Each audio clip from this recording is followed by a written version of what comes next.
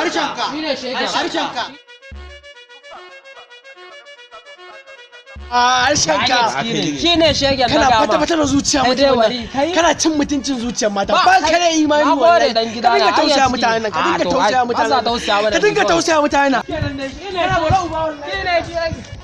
baya ji wajen tsara mata ba shi da imani da ya je shaf ya tsara ta kai mutumin nan ha haya nake ɗaukar sa a unguwar mu je ya tsara mana mace Allah shi sa ga kowa ya san shi a unguwar nan ba shi da imani kalaman baki to shi ne shigo a mazaje hada ni ma sai dai ka zo kawai a wajen mu je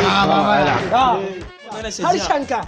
shi wannan wanda muka haɗa shi Wanda muka je haɗa ya tsara min ita kawai an wuce wajen normal ai haka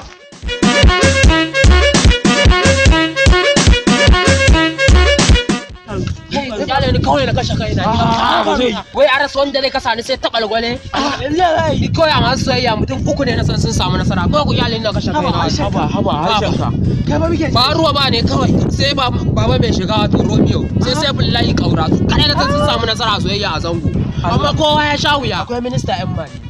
'Yan sanda sun kai sati uku suna zuwa gidansa akan soyayya. Ga minista Aminu minista wato wanshi yadda ije dan batta a kafa. Akan soyayya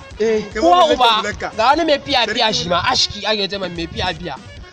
shi ma akan soyayya ga mai yan hizba an tashi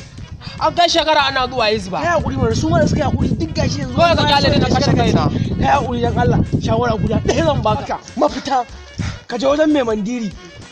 dan ne shi a harkar waye mai mandiri mutumin da guntun bes ba aka kasa shi da gudu akwai wani kankan da nake ga muku sunan sa Yusuf Malik shine makora nake ga ma